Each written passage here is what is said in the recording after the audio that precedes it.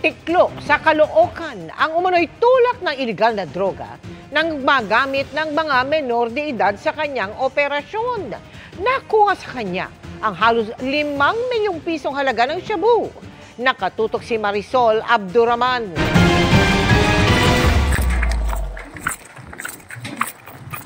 Nagtakbuhan ang mga operatiba ng Drug Enforcement Unit ng NPD papasok sa bahay na ito sa Caloocan City.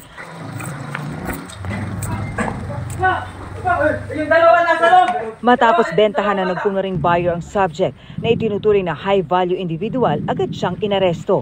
Huli rin ang 15 at 17 anyos na kasama ng suspect. Sabi nga doon sa information na siya yung nagpapakalat ng illegal drugs dito sa may area ng Phase 12. Naging barangay captain siya sa Marawi. Ano daw to parang commander dun sa Mindanao.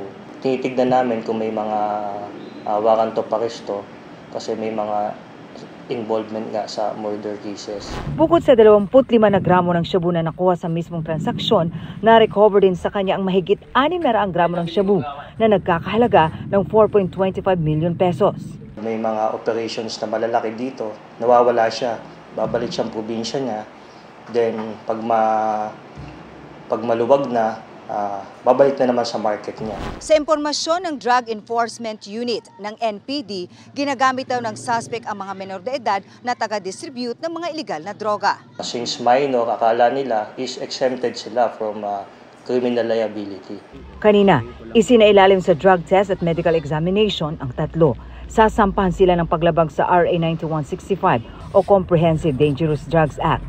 Habang ang dalawang menor de edad itinurn over sa DSWD. Wala pang pahayag ang mga suspect. Para sa GMA Integrated News, Marisol Abduraman, nakatuto 24 oras.